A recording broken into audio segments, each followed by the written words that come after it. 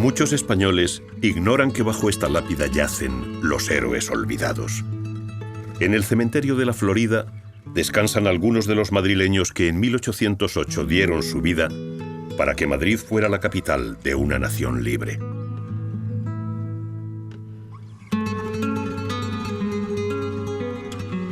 «200 años después, buscamos respuestas a una pregunta. ¿Qué desató la furia de toda una ciudad?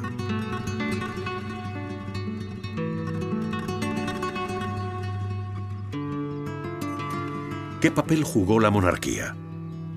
¿Qué ocurrió a las puertas del Palacio Real y en las calles de Madrid?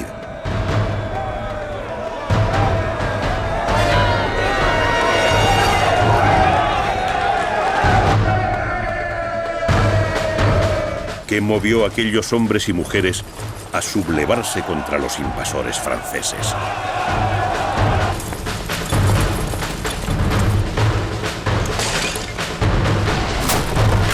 Esta es la historia de un pueblo que luchó por su libertad.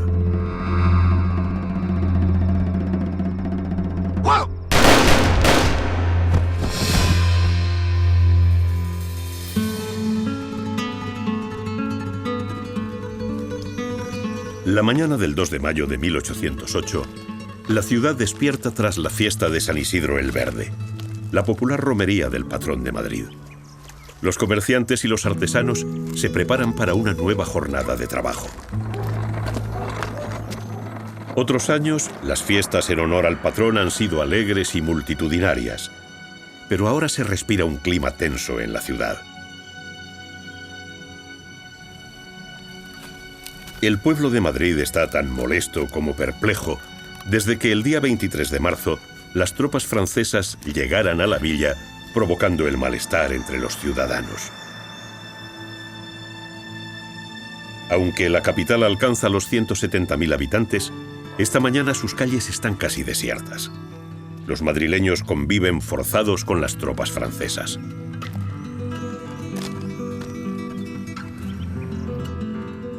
La monarquía es una institución en crisis.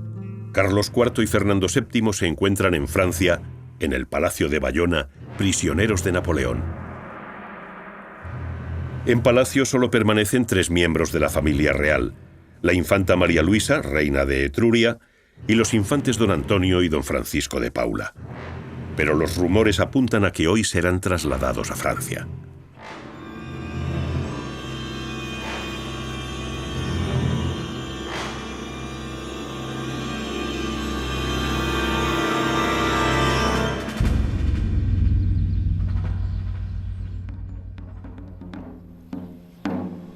A las 8 de la mañana, los tambores anuncian el relevo de la guardia en los cuarteles de la capital.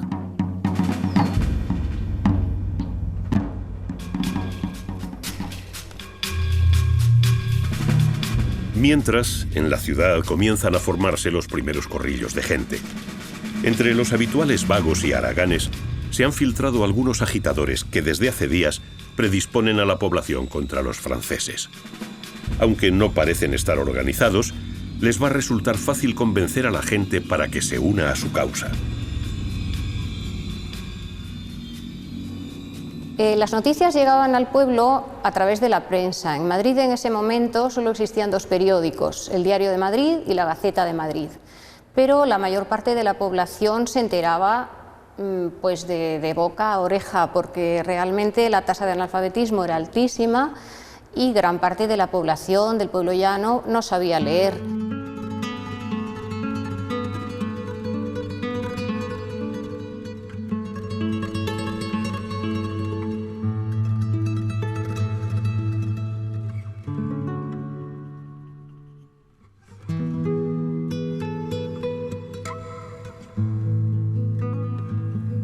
En el Palacio Real, frente a la Puerta del Príncipe, un carruaje espera desde primera hora. Al alba, otro coche había partido camino de Francia con la reina de Etruria en su interior. Protegidos por la Guardia Real, los lacayos de palacio ultiman los preparativos para el viaje del infante Francisco de Paula, el último miembro de la familia real que queda en Madrid. Absortos en su trabajo, no ven llegar al grupo de agitadores que armados con picos, palas y rastrillos, irrumpe en la explanada.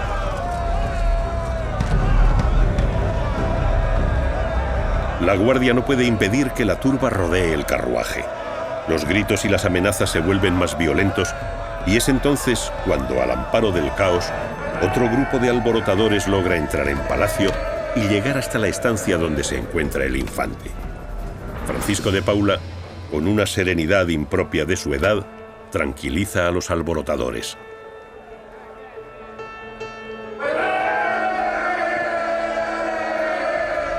Mientras, en el exterior, comienzan a escucharse las primeras consignas.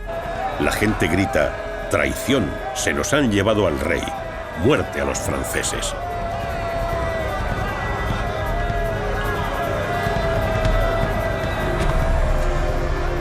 En un intento por apaciguar los ánimos, el infante sale al balcón y el pueblo le pide que no se vaya.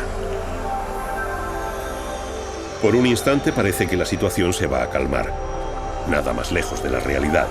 La sublevación está en marcha.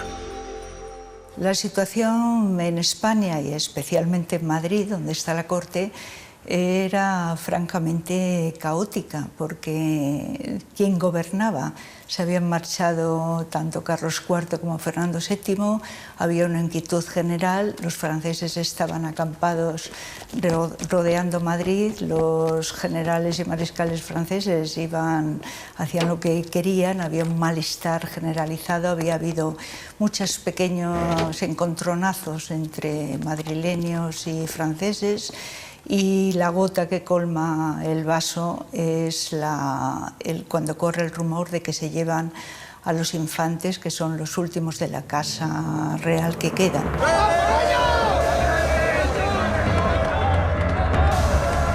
En los primeros momentos de la revuelta, grupos de hombres y mujeres se lanzan sobre los soldados imperiales.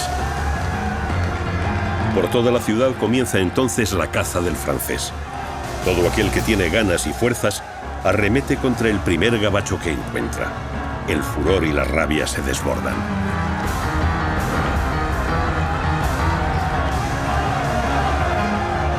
Sorprendidos por la agresividad de los madrileños, los franceses corren a refugiarse en sus cuarteles.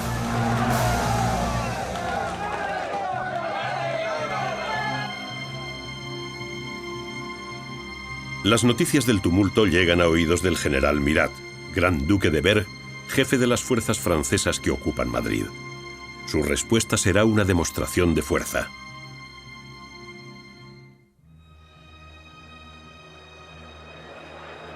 En un primer momento, los soldados del coronel Lagrange, hombre de confianza de Murat, intentan sofocar el tumulto, pero el pueblo se echa sobre ellos.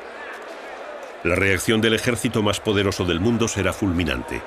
El batallón de granaderos de la Guardia Imperial y un escuadrón de cazadores polacos asaltan la explanada de Palacio y sin previo aviso disparan sobre la población.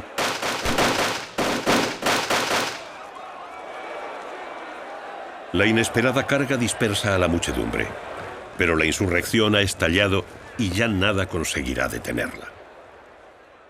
El levantamiento del 2 de mayo efectivamente es un levantamiento espontáneo, es un levantamiento caótico en buena medida, un levantamiento poco preparado, aunque sí se venía incoando por las tensiones y por los enfrentamientos con los franceses.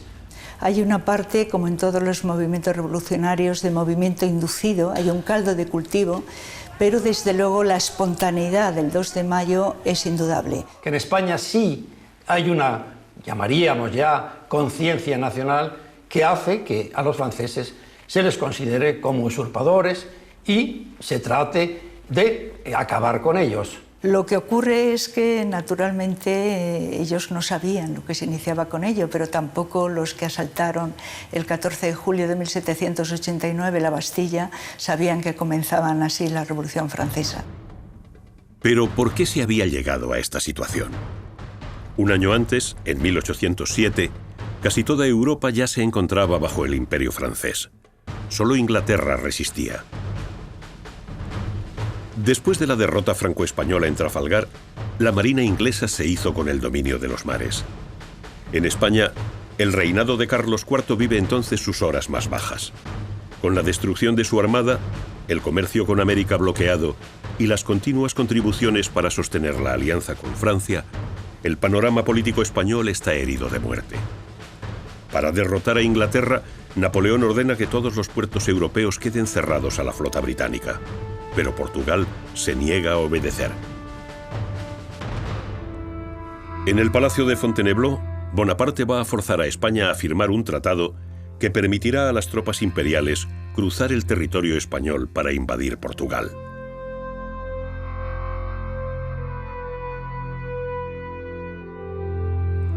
A cambio del permiso de paso y de la ayuda militar, el tratado establecía el reparto de Portugal como botín de guerra. Un tercio de ese botín, el Principado de los Algarbes, sería el pago para el primer ministro español, Manuel Godoy.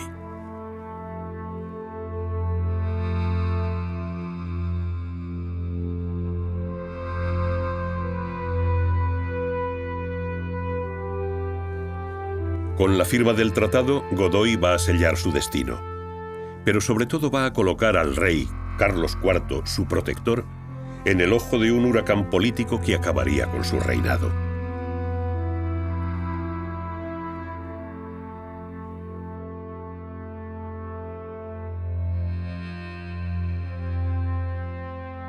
Por su parte, Napoleón daba así su primer paso en la conquista de la península ibérica. La entrada de las tropas imperiales en la península se ha producido al amparo de un enésimo acuerdo entre Napoleón y la corte española, en este caso el Tratado de Fontainebleau, sancionado el 27 de octubre de 1807. Y el primer cuerpo de ejército francés que penetra se dirige hacia Portugal al servicio de una estrategia diseñada unos meses antes por Napoleón y que se denominó el bloqueo continental, que venía a significar el paso de la guerra sobre el terreno y de mayor o menor enfrentamiento en el mar o en el continente a una guerra económica. España era en ese momento un país dividido entre varias facciones de poder. Afrancesados y absolutistas componían su realidad política y social más significativa.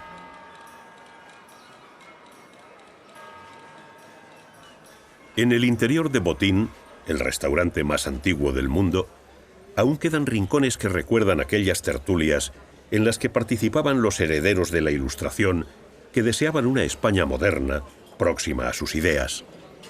La mayoría de la clase intelectual, entre la que se encuentran figuras de la talla de Goya, Jovellanos o Moratín, anhelaban un cambio similar al ocurrido en Francia tras la Revolución de 1789. La invasión napoleónica truncó todo el proceso de reformas que se estaban produciendo en España a lo largo del siglo XVIII y, lo que es peor, dividió a la clase educada, dividió a las élites ilustradas, que inmediatamente unos formaron parte de lo que en la época se llamó la España de la Resistencia y otros, con el tiempo, los afrancesados, pues en aquel momento fueron tratados como incluso desleales o josefinos o traidores los que se fueron con el rey José. Pero la frontera no es nada nítida. Bueno, en el ámbito civil también hay un sector de simpatizantes del mundo de la Ilustración que viene incluso desde algunas décadas anteriores y que va a recibir los mensajes napoleónicos con un doble sentimiento. Por un lado, el de la comunión, diríamos, intelectual, pero por otro, el de la confrontación emocional. Son patriotas que cuando el conflicto estalle, en muchos casos, preferirán esta dimensión de español a su compromiso intelectual. Cuando a veces se insiste demasiado en la bestialidad del levantamiento o en el reaccionarismo de los españoles, habría que recordar que entonces Napoleón es un imperialista y que tiene poco que ver con esa Francia de las luces y con esa Francia de la apertura de 1789.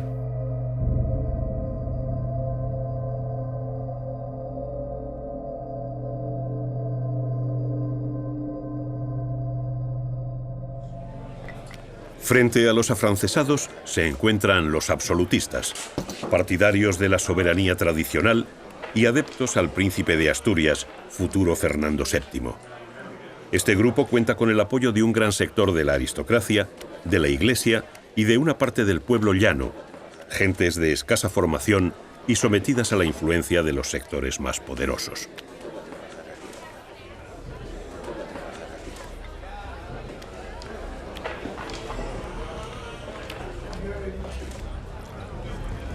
El 18 de octubre de 1807, de acuerdo con lo establecido en Fontainebleau, las tropas del general Junot entran en España rumbo a Lisboa.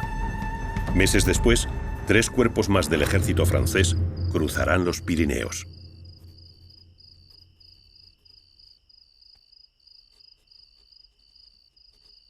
La correspondencia mantenida entre Napoleón, su alto mando y la familia real española nos permite saber que el emperador albergaba otros planes, además de la anexión de Portugal, puesto que no tenía intención de abandonar España.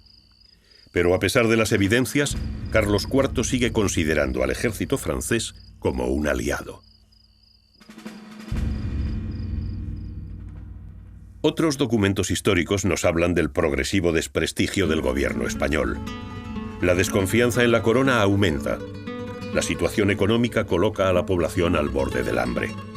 El pueblo de Madrid se siente víctima de un engaño y los círculos fernandinos aprovechan la oportunidad para responsabilizar de este engaño a Manuel Godoy.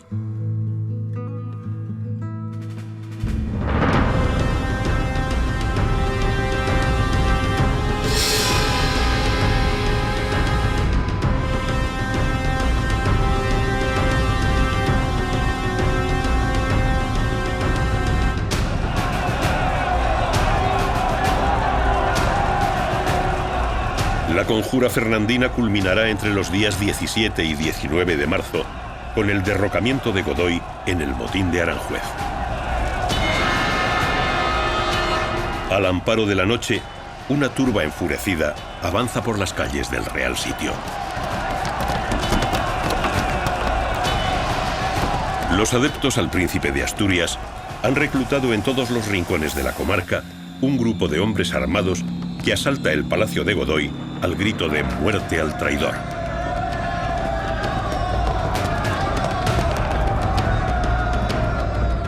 Manuel Godoy ha conseguido permanecer 2 días escondido, hasta que al amanecer del día 19 es apresado y trasladado ante Fernando VII, príncipe de Asturias, que ordena su prisión en espera de juicio.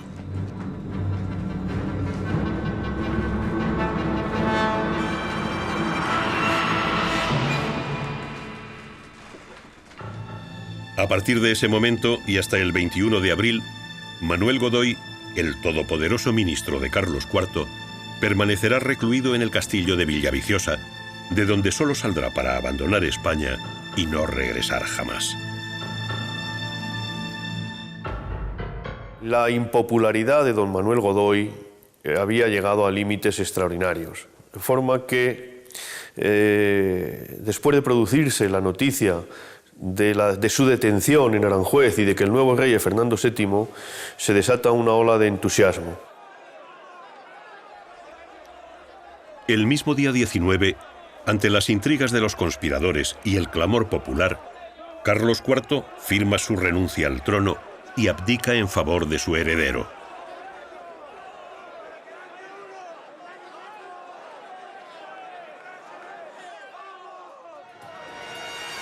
Fernando VII reinará durante casi 2 meses. Mientras tanto, el cerco francés se cierra sobre Madrid.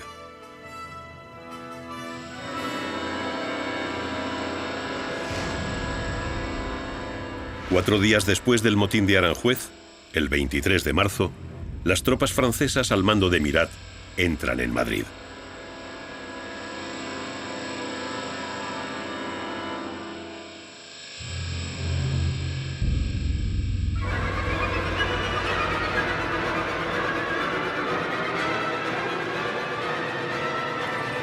Además, 30.000 soldados franceses, todavía bajo el disfraz de un ejército aliado, se establecen en los pueblos de alrededor de la villa.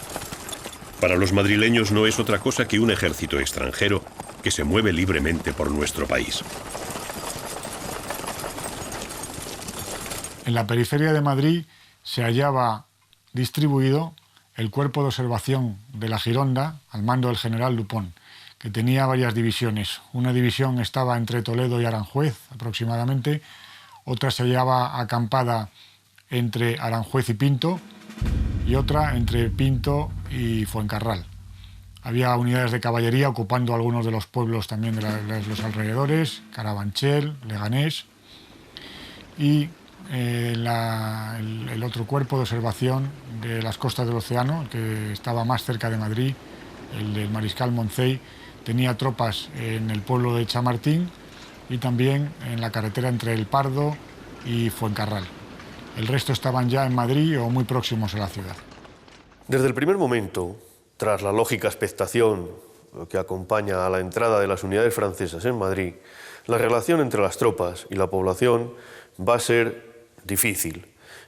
Algo que sucede en cualquier circunstancia semejante en todos los países del mundo.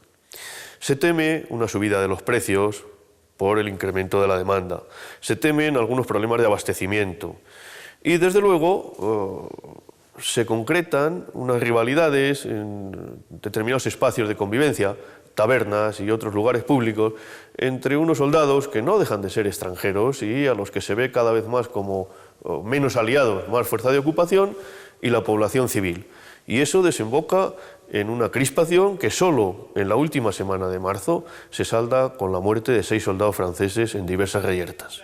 Previendo posibles altercados entre los madrileños y la tropa francesa, las autoridades promulgan un primer bando en Madrid, solicitando a la ciudadanía que acoja a los invasores como amigos. Nada pudo impedir que los altercados se produjesen. El Hospital General de Madrid tendría que habilitar varias salas para atender a los soldados heridos en reyertas callejeras. Que dichas tropas, en el tiempo que permanezcan en Madrid y sus contornos, sean tratadas como lo son del íntimo aliado de su majestad, con toda la franqueza y amistad.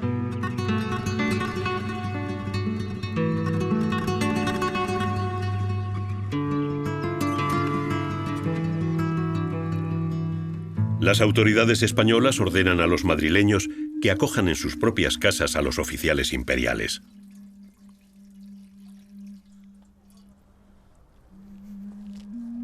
A pesar de la hostilidad, cuando se produzca el levantamiento, serán muchos los franceses que salven su vida gracias a sus anfitriones.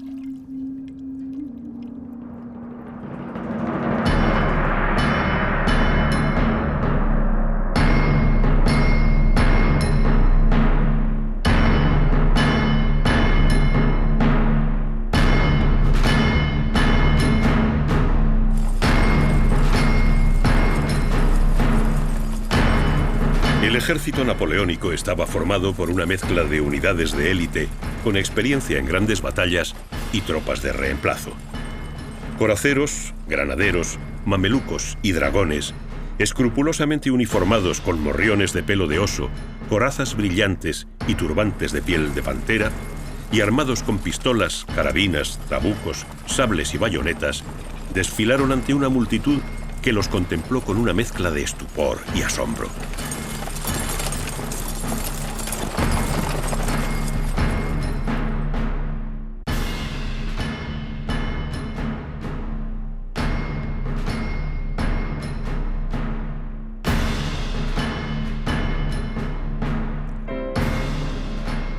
La prensa de la época, el Moniteur Universal francés y la Gaceta de Madrid, diestramente dirigidos desde París, hablan de júbilo en el pueblo español. La realidad en la calle tiene otro cariz.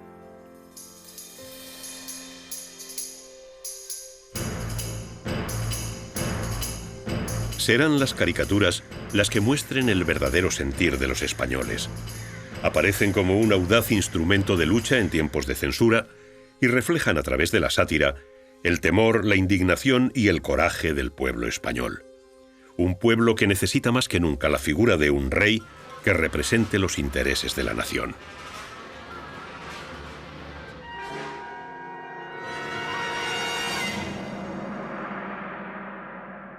Fernando VII ha conseguido que la opinión pública le vea como una especie de esperanza, una especie de Mesías, redentor de todos los males de España.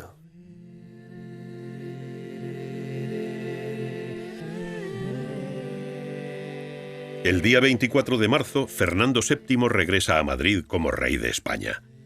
El entusiasmo popular estalla. Las campanas de la ciudad tocan a rebato. Había llegado Fernando VII, el deseado.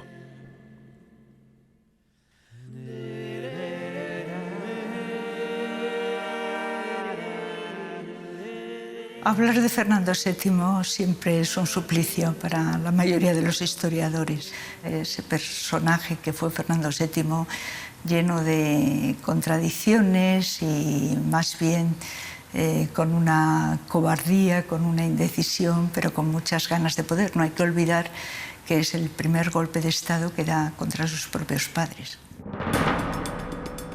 El 10 de abril, el rey Fernando sale de Madrid para reunirse con Napoleón. El lugar de la cita se establece en Burgos, más tarde en Vitoria y finalmente en Bayona. La población madrileña asiste a la salida del nuevo monarca, que busca el apoyo y el reconocimiento de Napoleón. Unos días más tarde, el 21 de abril, Carlos IV, su esposa María Luisa y Manuel Godoy, que ha sido liberado por orden del general Mirat, viajan también hacia Bayona. Tanto Carlos IV como Fernando VII piensan que Napoleón les apoya, pero el emperador ya ha decidido que el próximo rey va a ser su propio hermano, José Bonaparte. La visita de Fernando VII a Bayona será un fracaso absoluto. Sin embargo, no parece probable que el joven monarca tuviera más alternativa que cumplir los planes de Napoleón.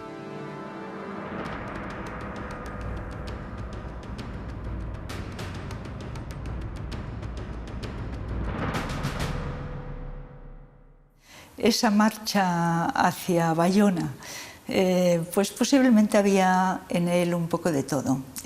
Temor, oportunismo, algo de autoengaño, en la medida en que lo que querían era que Napoleón fuera el árbitro.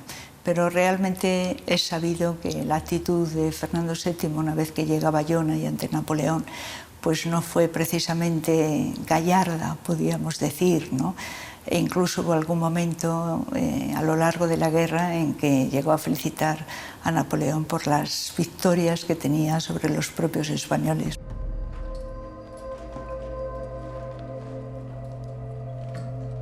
La estancia de la familia real en Bayona va a convertirse en un prolongado exilio que durará 6 años. La situación de España es desesperada. El ejército francés se ha establecido en Madrid y la junta regente nombrada por Fernando VII para gobernar en su ausencia es un juguete en manos del general Mirat. Las viejas rencillas entre Godoy, Carlos IV y Fernando VII conducen a una situación sin más salida que la claudicación.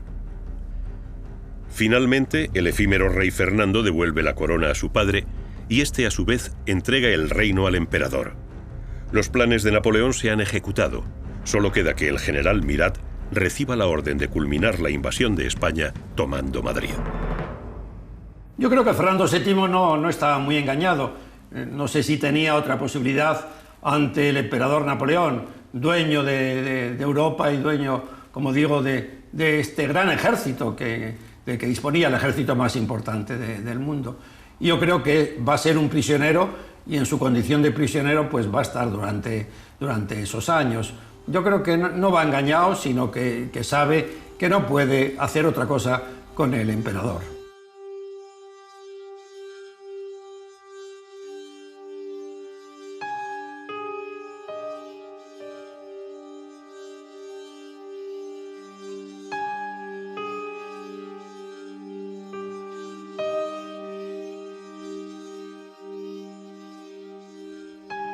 Esta sucesión de acontecimientos conducen sin remedio al estallido violento del 2 de mayo, cuando Madrid se convirtió en un campo de batalla. En cada plaza y en cada esquina se produjeron enfrentamientos a muerte entre franceses y españoles. Las tropas imperiales, eficaces y bien equipadas, se vieron sorprendidas no obstante por una multitud de hombres y mujeres exasperados que descargaron sobre ellos el odio acumulado durante semanas.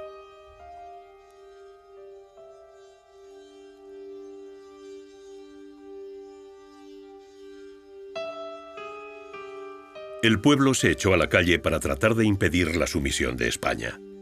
Cada descarga de fusilería era contestada con navajazos y pedradas. El número de víctimas crecía rápidamente.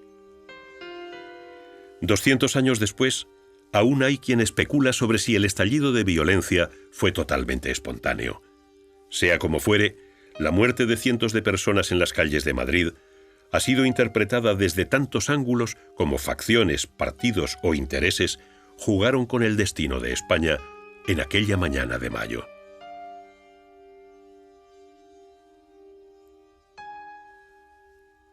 Visto desde Francia, este levantamiento o motín o insurrección del 2 de mayo no podía interpretarse como algo espontáneo que hubiera manifestado un heroísmo popular, una nobleza temperamental. Por eso, ocultando ese posible aspecto, se aludió a una conspiración. Y esa conspiración se achacó a una entidad, algo indefinida, llamada Partido Fernandino, o Partido de Fernando, tal como viene expresión en una carta que vi. Lo verdaderamente significativo es que el 2 de mayo supone el salto cualitativo de la violencia que se venía ejerciendo episódicamente entre la población española y los soldados franceses para convertirse en el enfrentamiento entre dos sujetos públicos, el pueblo de Madrid y el ejército francés. Llama la atención el contraste entre la utilización y la interpretación del 2 y el 3 de mayo en Francia, o sea, una conspiración bastante fea, indigna, de poca categoría, y, por el contrario, en España, el inmediato aprovechamiento para fomentar el fervor patriótico y monárquico y dar la impresión de que se había levantado, se había despertado todo el pueblo español a través de esa pequeña cantidad de insurrectos madrileños en la capital. El ejército español tenía órdenes de no intervenir, pero en la sede de la Junta de Artillería, el capitán Pedro Velarde decide actuar.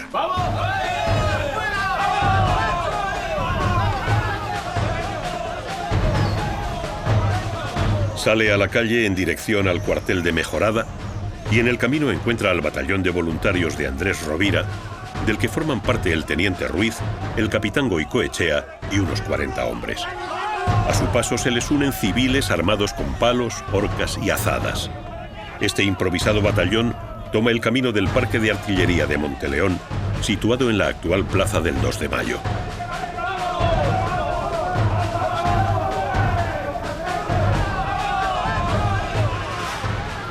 También las mujeres fueron protagonistas de la insurrección.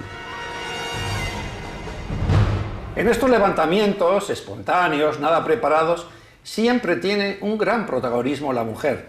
Lo mismo ocurre en otros levantamientos de Europa. En el caso del levantamiento madrileño del 2 de mayo, las mujeres madrileñas, podría haber 30.000 mujeres jóvenes, habían sufrido quizás, algunas de ellas, atropellos de los 30.000 soldados franceses.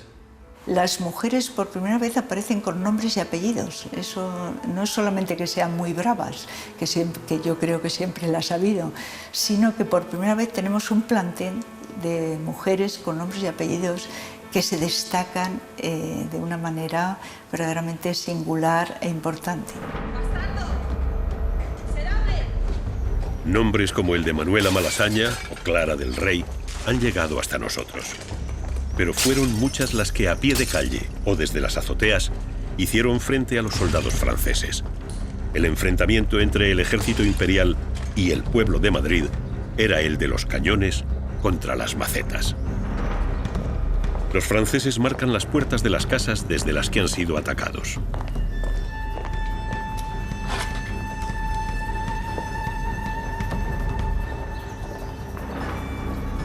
Cuando concluya la contienda, pelotones de castigo volverán en busca de los responsables que serán apresados y conducidos a los cuarteles para ser juzgados masivamente, sin ninguna garantía de equidad y justicia.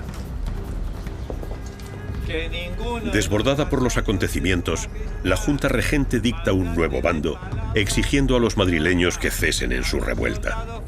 Pero ya es demasiado tarde. Que antes bien se les dispense todo favor y ayuda.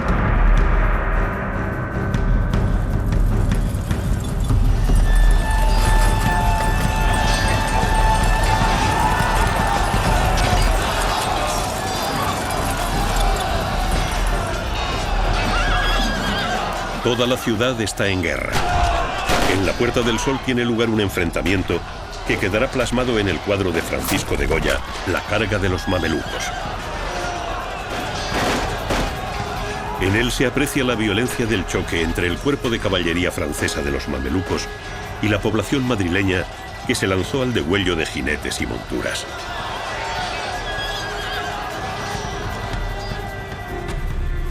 En la cárcel real tiene lugar un hecho insólito.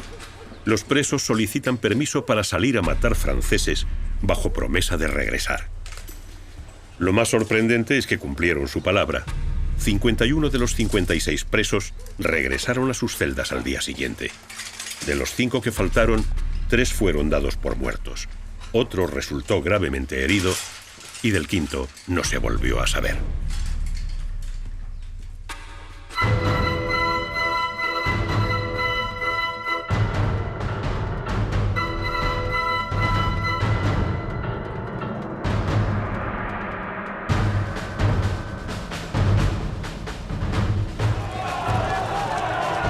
En menos de 4 horas, Murat movilizó una fuerza de 30.000 hombres. Desde los cuarteles de la Casa de Campo, de los Carabancheles o del Pardo, las tropas acantonadas en los alrededores de Madrid entraron en la ciudad dispuestas a restablecer el orden. Pero aunque la revuelta tiene sus horas contadas, todavía quedan insurrectos dispuestos a resistir. Circulan noticias sobre la desesperada resistencia del ejército español en el cuartel de Monteleón.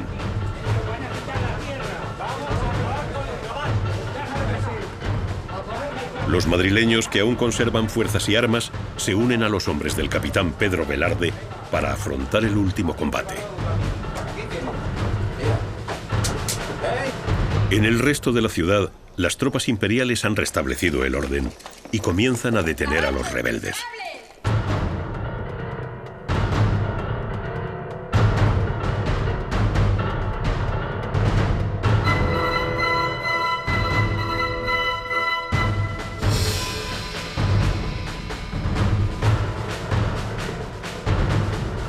El castigo al cuartel de Monteleón es el final de la batalla.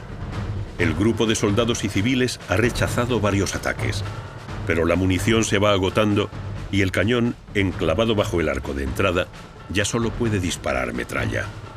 Daoíz y Velarde desechan la idea de la rendición, aunque son conscientes de que no hay escapatoria.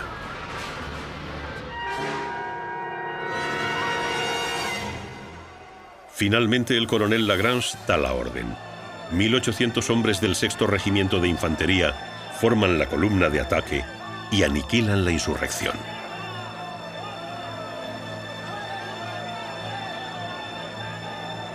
En 1869 se derribó el viejo parque de artillería de Monteleón. Solo quedó en pie el arco de entrada, que hoy constituye el elemento central de la Plaza del 2 de Mayo.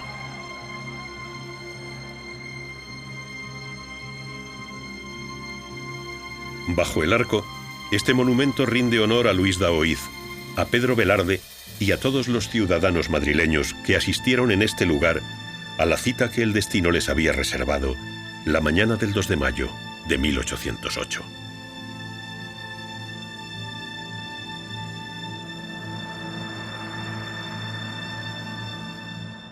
Los franceses, los adversarios, son los que nos han dejado las mejores crónicas respecto a los combatientes españoles. No solo los guerrilleros, sino muy especialmente también los soldados españoles, que siguen esa tradición desde los tercios de que no se rendían. Los franceses no entendían como cuando está perdida una batalla, pues no se enarbolaba una bandera blanca y se pactaba unas formas de rendición, honorables incluso. No, se seguía luchando hasta el final. La muerte de Daoiz y Velarde causó una gran conmoción y fue plasmada en numerosos cuadros y grabados del siglo XIX, como este carro del triunfo fúnebre de José Ribelles.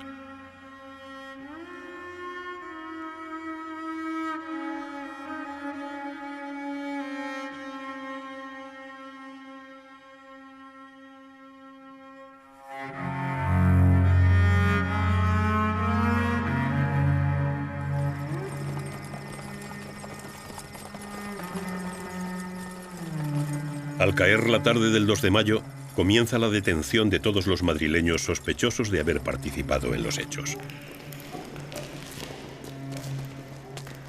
El ejército francés hace balance de sus bajas y retira sus muertos de las calles. Las represalias no se hacen esperar. Años después, un pintor genial compondría la imagen que inmortalizó la triste madrugada del 3 de mayo.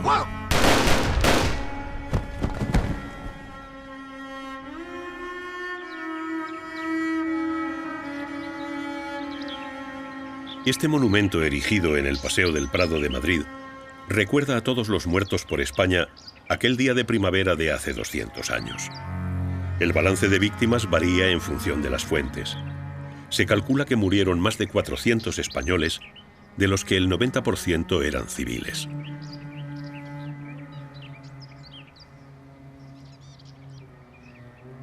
El cómputo de bajas francesas correspondió al invasor y, como suele ser habitual, la política acostumbra a maquillar las cifras y los hechos en beneficio propio.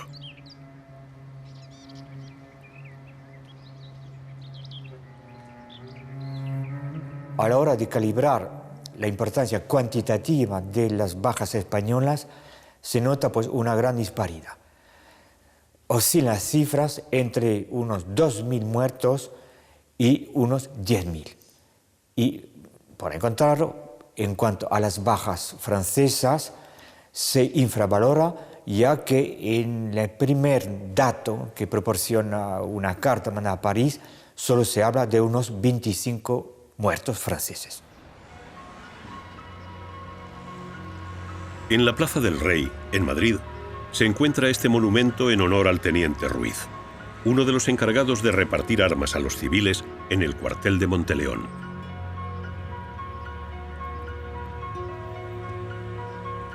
Su imagen simboliza la unión entre civiles y militares que se levantaron contra los franceses el 2 de mayo y que a partir de esa fecha lucharon hasta que el último de los soldados franceses cruzó los Pirineos.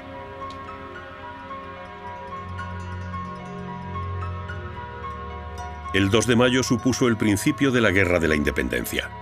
En su serie de grabados llamada Los desastres de la guerra, Goya fue capaz de plasmar la violencia y el odio que se extendieron por toda España.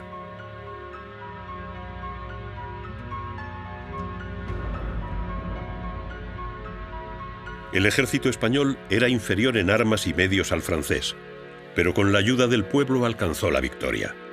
Ricos y pobres, clérigos y laicos, nobles y plebeyos, actuaron como un solo hombre en pos de expulsar al invasor. De entre sus filas surgió un grupo de célebres luchadores, los guerrilleros, que acosaron sin descanso a los militares franceses. Ellos crearían la forma moderna de lucha de guerrillas. Aquel ejército irregular, capitaneado por hombres como Espocimina, el Empecinado o el cura Merino, causó miles de bajas al enemigo y, sobre todo, acabó con su moral.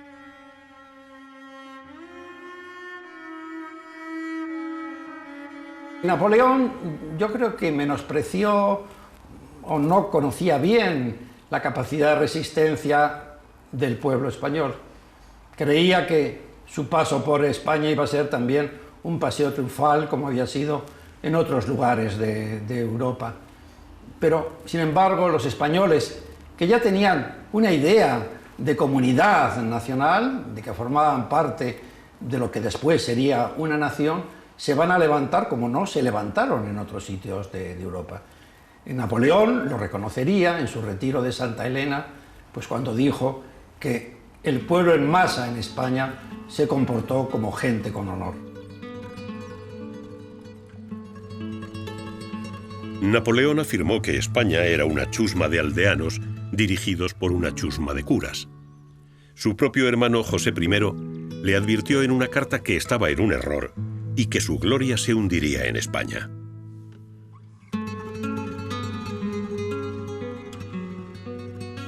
Esa campaña maldita, desastrosa, catastrófica de España, indudablemente significa el declive del poder napoleónico y el hundimiento de su régimen. Después de la batalla de Bailén, la primera derrota de Napoleón, el sentir de la tropa francesa puede resumirse con esta frase que dejaron escrita los soldados del ejército invasor: la fortuna de los generales, la ruina de los oficiales, la muerte del soldado. Las primeras derrotas de Napoleón van a tener lugar en España y son derrotas que hacen ver a la opinión pública internacional que Napoleón no es invencible, que el gran ejército napoleónico puede ser derrotado. Yo creo que ese es el valor de la Guerra de la Independencia y el valor, diríamos, de la sublevación madrileña y de todos los levantamientos que tienen lugar en España contra Napoleón. Yo creo que ahora la historiografía ha matizado más el papel del ejército español. Hay que tener en cuenta que Bailén, con la significación que tuvo ganar a los franceses en el mes de julio, supuso una conmoción en toda Europa. Era la primera vez que se vencía a los ejércitos napoleónicos. Se demostraba que Napoleón no era invencible, tiene un valor simbólico tremendo, y que eso lo hicieron los ejércitos españoles uniendo ese pueblo en armas que se levanta también en parte de forma espontánea, pero en parte también inducida por una situación de invasión. Más allá de su dimensión material, el 2 de mayo se convirtió en un hito espiritual. Sirvió de ejemplo a la insurrección que se extiende por todo el país en las semanas siguientes. Y desde el punto de vista político, fue la semilla para la construcción de un nuevo concepto de nación que institucionalmente empieza a concretarse con la Junta Suprema Central Gubernativa del Reino, reunida en Aranjuez el 25 de septiembre de 1808.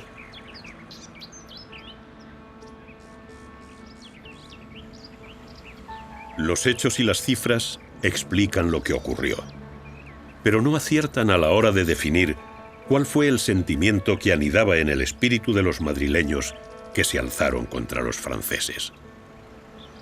El pueblo español, empezando en Madrid, en Móstoles, se levantó contra el ejército invasor, porque tenía el sentimiento de nación. Y aquello culminó en una constitución, la Constitución de Cádiz de 1812, que por primera vez le atribuye la soberanía al pueblo. Es decir, por primera vez pone en manos del pueblo las decisiones sobre España. La primera constitución liberal del mundo fue la Constitución de Cádiz, que se llamó la Pepa porque se aprobó el 19 de marzo.